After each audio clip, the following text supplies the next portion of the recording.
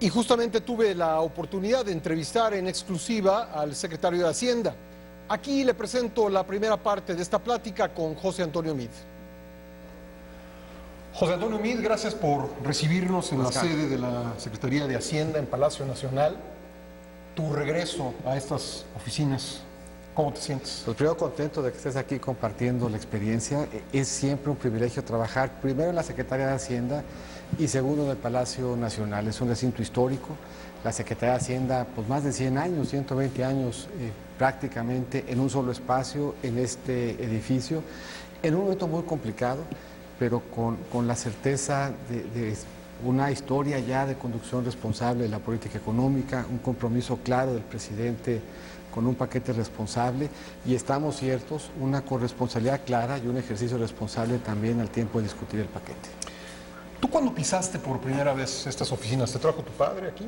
Sí, de hecho en algunos de los salones que habremos de pasar, históricamente estuvo la subsecretaría de Hacienda. Mi papá era funcionario en esa subsecretaría y yo me acuerdo muy chico haber venido a la oficina del subsecretario de Hacienda a ver justamente el desfile. Sí, en la casa, en familia, la experiencia de la Secretaría, de estas instalaciones, la mística de trabajo que se tiene en Hacienda, pues siempre ha estado presente en familia, en casa, en el ejemplo de mi papá, de mi mamá. Se burlaban cuando uno era chico, decía yo que podíamos salir de vacaciones hasta después de que se aprobara la ley de ingresos. Estamos hablando de primaria, ¿no? Y eso ocurría generalmente... Porque siempre era fin de año. Y entonces la vacación de fin de año siempre estaba condicionada a que la ley de ingresos saliera. ¿Quién fue el primer secretario de Hacienda que conociste y trataste?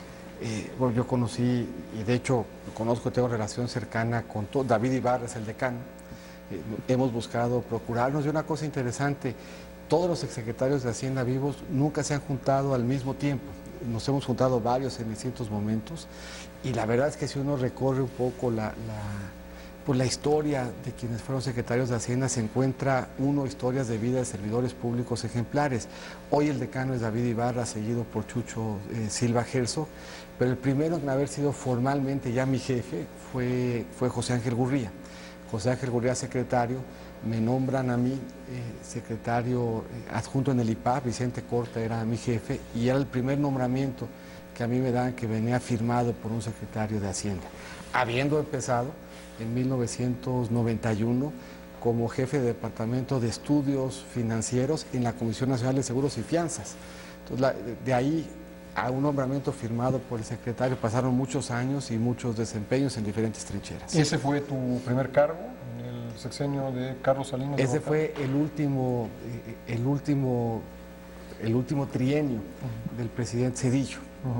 Y ahí trabajé yo entonces, habiendo regresado ya del doctorado. Yo regreso del doctorado, trabajo primero en la Comisión Nacional del Sistema de Ahorro para el Retiro con Fernando Solís, luego con Vicente Corta como secretario adjunto. Ese nombramiento me lo firma el secretario Gurría, y luego empiezo la administración del presidente Fox como director general de Banca y Ahorro, Agustín Carsten, subsecretario, y Paco Gil, secretario de Hacienda. Y venías seguramente a estas oficinas. Veníamos acá, de acuerdo. Ahí despachábamos con Paco Gil, y le decía yo el día que le entregué la oficina a Luis Videgaray, porque él y yo tuvimos trayectorias muy paralelas, muy coincidentes, y le decía yo que si se acordaba que cada vez que entramos a la oficina sentíamos susto, y cuando uno la ocupa y se queda uno solo en la oficina, siente uno mucho más que susto porque carga ya uno con la responsabilidad solo. Esta secretaría, me dices, tiene 120 años, probablemente es la secretaría que tiene mayor tiempo de no moverse de una misma sede.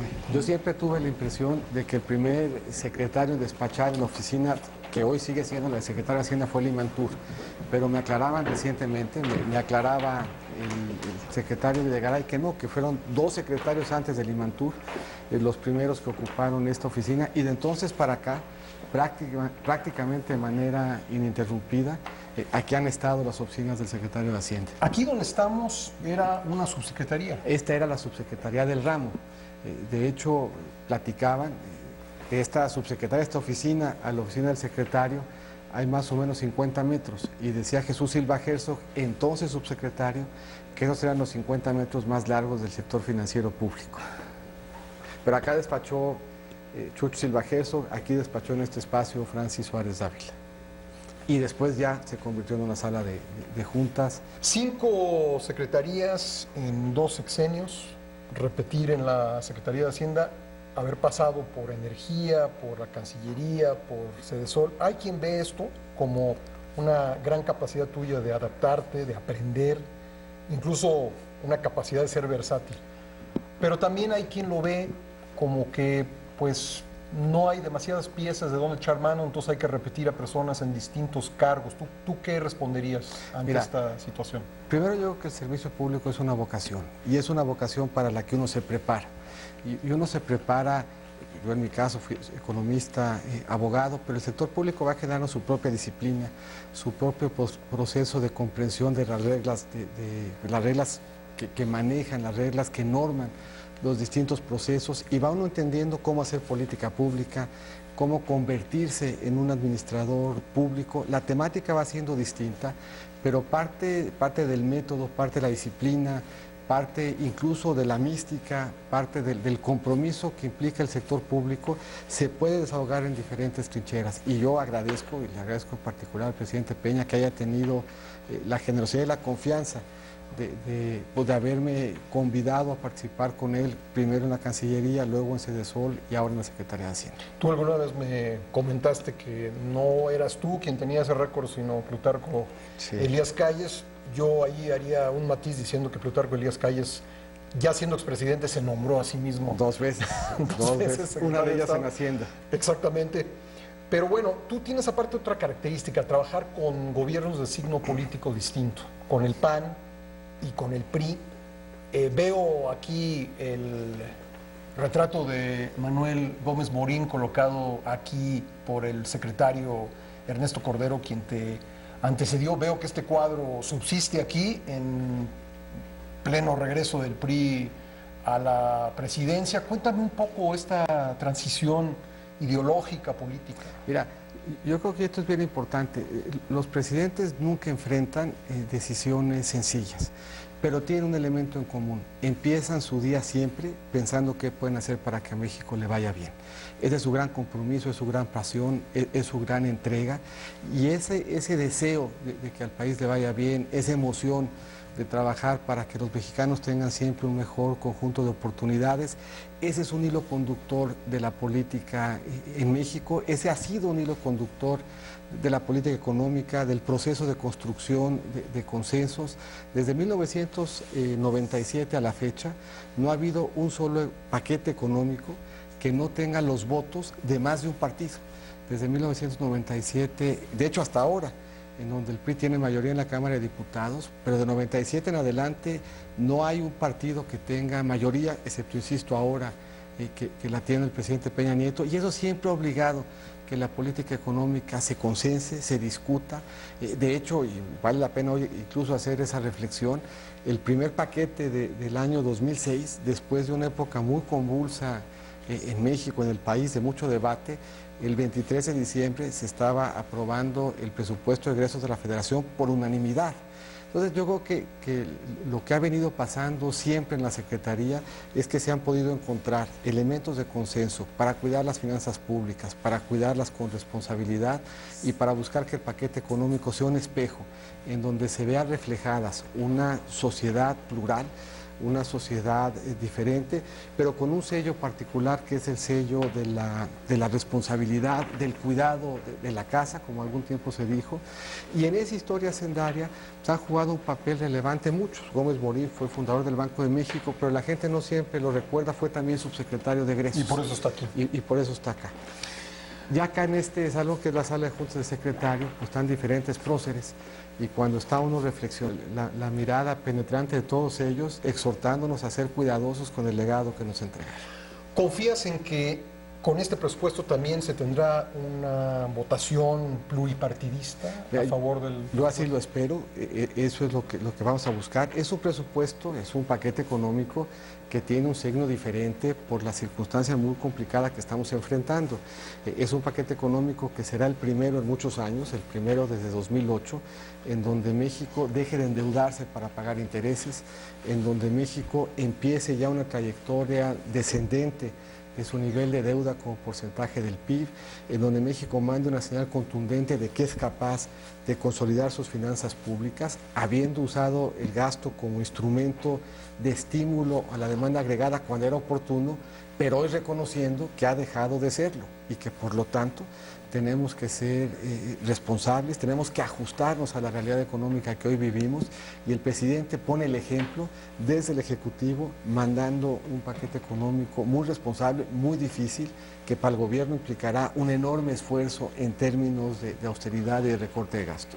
José Antonio, ¿y tú qué le contestas a quienes dicen que tu regreso a Hacienda tiene en parte el objetivo de complacer al PAN o por lo menos tener el apoyo del PAN en este último tramo del sexenio? Mira, yo creo el presidente me invita en esta etapa pues, en el ánimo de darle continuidad a un esfuerzo que desde Hacienda se hizo en el principio de la administración. La Secretaría de Hacienda con el secretario Videgaray, gran cuidado de que los paquetes económicos aportaran, dieran aliento y acompañamiento a la política económica, a la política de las reformas estructurales. La Secretaría es una Secretaría muy transversal. Yo creo muy firmemente en lo que las reformas le habrán de dar al país, le están dando al país. Creo también en la importancia de consolidar las finanzas públicas como un eje que dé certeza, que dé tranquilidad y que dé responsabilidad. Eso es lo que me encarga el presidente. El presidente con toda claridad, cuando me nombra, me pide primero que presentemos un paquete como lo hicimos, con superávit primario, con una tasa decreciente de la deuda como porcentaje del PIB. Ese es el paquete que nosotros habremos de acompañar en el proceso de análisis y de deliberación de la Cámara de Diputados, de la Cámara de Senadores, y Hacienda siempre buscando cumplir este otro espacio de acompañamiento transversal del resto de los esfuerzos que se hacen en el gobierno para implementar adecuadamente las reformas estructurales. En este momento del país, en este momento del sexenio, en este momento de la política y de la economía, ¿ves como una ventaja o una desventaja ser un hombre que no forma parte de un partido político, que no milita? Yo creo que el ejercicio o la vocación pública, la vocación de servicio público, tiene diferentes acentos y todos los acentos son a mi juicio válidos. Hay quien escoge hacer de la vocación de servicio público una trayectoria partidista, una trayectoria militante. Fue el caso, por ejemplo, de mi papá. Hay quien escoge la emoción del servicio público por la vía de un trabajo que se despliegue desde la administración en un contexto que no sea partidista. Y me parece que uno y otro son valiosos. Me parece que hacemos mal en ocasiones en satanizar o en hablar mal o en descalificar a quien encuentra en la militancia activa un elemento para hacer política pública, para hacer sello de vida en el ejercicio público. Me parece incluso que muchas veces ese es el camino más natural. La emoción de lo público tiene siempre cercano los elementos de convicción de cuáles son los rumbos, cuáles los sellos, cuáles los acentos, y donde mejor eso se refleja es justamente en un partido. Me parece entonces que la coexistencia en el servicio público, de quienes tengan la emoción de la militancia y quienes tengan la emoción del servicio, complementa, abunda, enriquece. Me parece que uno y otro sirven muy adecuadamente al país. ¿Y en tu caso personal, una ventaja o una desventaja? Yo creo que esa ha sido la forma como he tenido yo la oportunidad de desplegarme en el servicio público, pero insisto, yo creo que ninguna de las dos es ni obstáculo, ni tampoco ventaja particular. Yo creo que son dos formas diferentes de vivir la emoción del compromiso público. Estamos en el despacho del secretario de Hacienda y Crédito Público, un lugar histórico. A mis espaldas hay un reloj que viene desde la época de Porfirio Díaz. Hacia mi derecha, al fondo, hay un elevador que es uno de los más antiguos del país, y yo estoy aquí en este espacio, pues digamos de 50 metros cuadrados, con José Antonio Meade, el secretario de Hacienda, en un lugar donde se toman decisiones fundamentales para el país. José Antonio, ¿es cierto que ni siquiera el presidente de la República se atreve a refutar al secretario de Hacienda? No, yo creo que sí hay límites en todo, y ciertamente en eso también. Yo creo que los presidentes le imponen siempre sello, opinión. El secretario de Hacienda opina y tiene siempre en mente su pulso de los mercados, pero las decisiones siempre en el gobierno, incluidas las de Hacienda, pasan por la convicción personal del presidente. Cuando se manda un paquete como el que se manda ahora, un paquete que implica que el gobierno haga un esfuerzo, ese paquete necesariamente, incluso para que tenga viabilidad, parte sobre la base de la convicción personal del presidente de que eso es lo que conviene al país, de que ese esfuerzo que va a hacer su administración es la que es conveniente, pero esa y todas las decisiones, sobre todo decisiones tan relevantes como cuál va a ser el paquete económico, la política económica que rija la vida del país durante el siguiente año, son decisiones que parten de la convicción personal y del sentido de responsabilidad del presidente. Llegaste a Hacienda unas horas antes de entregarse el paquete a la Cámara de Diputados, al Congreso de la Unión. ¿Cómo te sientes de defender un paquete en el que naturalmente no participaste en su confección de manera directa? Mira, a mí me ha tocado en esta circunstancia histórica dos momentos interesantes. Me tocó hace 5 años que fui secretario de Hacienda, llegar un 9 de septiembre, un día después de que se presentó el paquete económico para el año 2012, y me tocó en consecuencia defender también un paquete en el que no había participado en su elaboración, pero en el que creía como necesario. Ahora me toca el día previo presentar un paquete que revisé, que estudié, que me genera convicción y compromiso, pero sobre todo, y aquí es muy importante, los paquetes económicos no son sorpresa, los paquetes económicos se van anticipando, se van construyendo en el transcurso del año.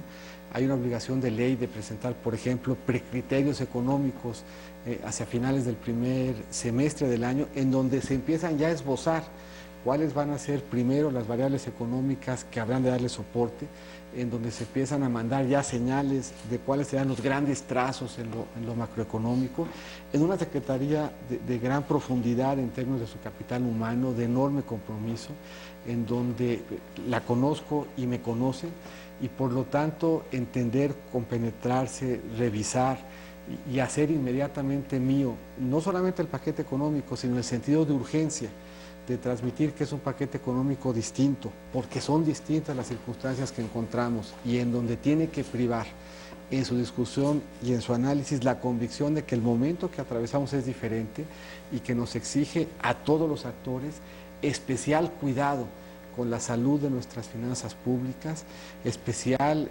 sensibilidad de que el momento, la circunstancia por la que atravesamos, le exige al país presentar y tener un paquete económico diferente el año que entra de los que habíamos tenido en el pasado. Todavía no se discute y sin embargo ya es blanco de críticas, algunas de las cuales incluso se personalizaron, como la que hizo el jefe de gobierno que mencionó que tú te reías en la presentación. ¿Qué respuesta darías a eso? No, mira, a ver, primero yo creo que es natural que el paquete económico registre, y así son, y así sucede en todos los casos, pues, análisis, comentarios, reflexiones. Yo creo que puede uno a veces hacer un análisis un poco más profundo que el si sonrío yo o no. Mi mamá dice que sonrió muy bien, entonces ahí balanceo un poco lo que dice el jefe de gobierno, pero la verdad es que siempre ánimo de discutir, siempre ánimo de analizar. Un paquete económico como esto es muy duro, significa que hagamos esfuerzos muy relevantes. Es un paquete económico en donde no hay una sola Secretaría de Estado, una sola, que no enfrente un recorte en su presupuesto. No hay en consecuencia una sola instancia de gobierno que no vaya a tener que ver para cumplir el año que entra con los objetivos que el presidente le plantea, con coordinación, con focalización, con la utilización de otros instrumentos, de otras tecnologías, y ese espíritu y esa claridad en donde, insisto, el Ejecutivo pone el primer ejemplo, tiene que permear en el proceso de negociación y de análisis. No podemos esperar que todos los fondos, que todos los programas se mantengan en sus términos, cuando de entrada el gobierno federal pone el ejemplo asumiendo un recorte muy importante en su gasto. Solo para contar un par de datos, el paquete implica que el año que entra reduzcamos el 20% de todos los gastos operativos del gobierno federal.